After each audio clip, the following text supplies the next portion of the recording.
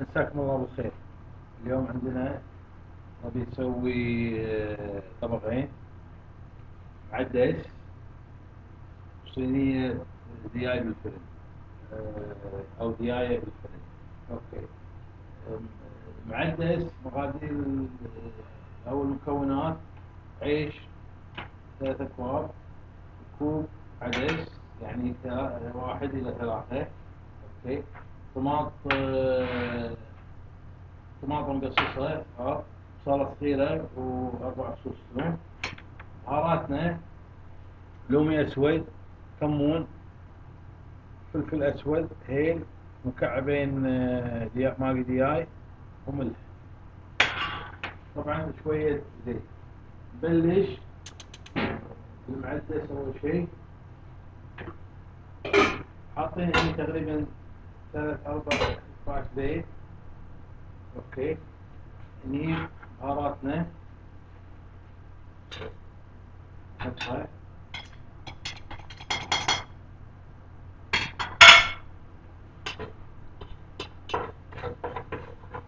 نقلبها شوية، نقطع المكعب،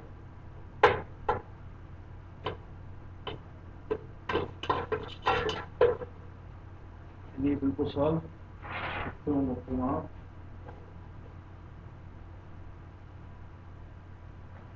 نحطهم، طماط،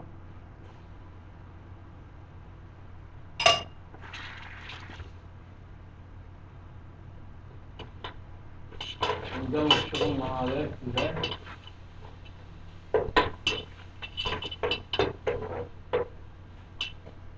تصير عندنا حمسة، بس يعني ما هي شو اسمه للحين، ما اسمه ما حمسة عدل، واحنا ما نبيها تنحمس عدل، بس نبي نقلبها شوية. نجيب عيشنا ونكته عليها، نجيب العدس ونكت العدس ونقلب نقلب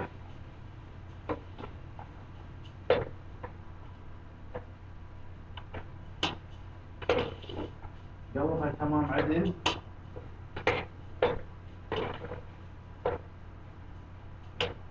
وبعدين نضيف الماء. المعدس حالاته لين. احنا العادة لما نسوي المكبوس نحط ماي صبع فوق العيش. المعدس إذا نبي يلين شوية نخليه صبعين ونص فوق عشان يلين. حالات المعدس لين. هذا المعدس تاكله يا خالي يا مع دقوس أو مع أي شيء ثاني.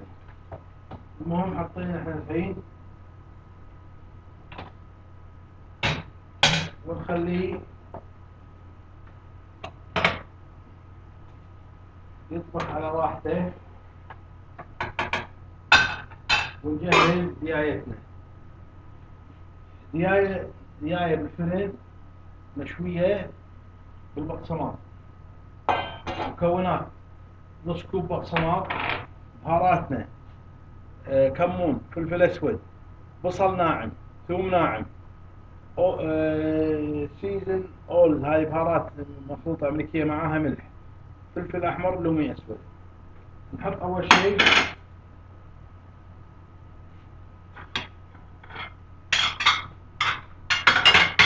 حطينا البقسماط. طبعا عندنا هني بطاط أنا مقليه شوية نص قلية، وبصل هم حامسة شوية، مقصصة كبار وحامسة. حطينا بهاراتنا هني نخلطها مع البقسماط عدل. ونجيب ديايتنا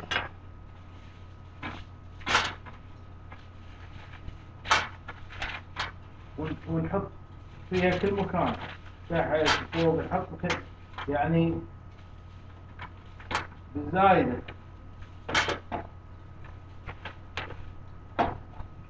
نخلطها عدل بالبهارات كلها مع هاي الكبدة المعلاب مالها قاصينه. اوكي.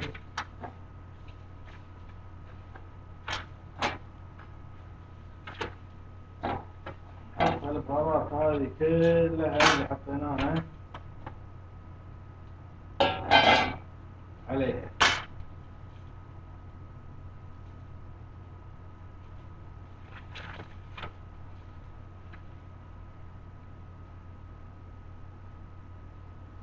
تمام، حطينا معلاقها داخلها.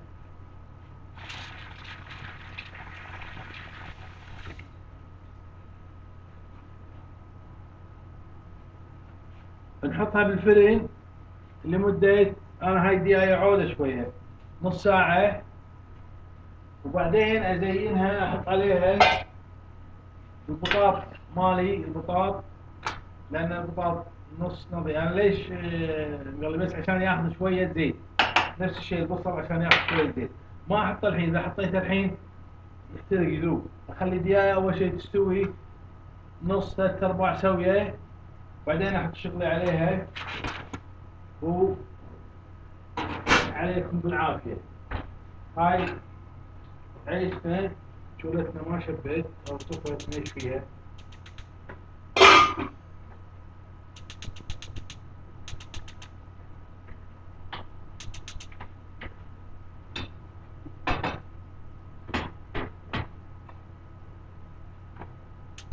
نحطها على الشولة الثانية ونطبخ.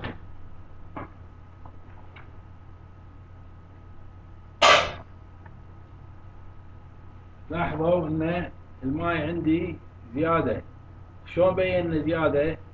لان لما شفيت الجدر شو اسمه الماي، العيش اللي انكشف ثلث ربع السطح مال العيش.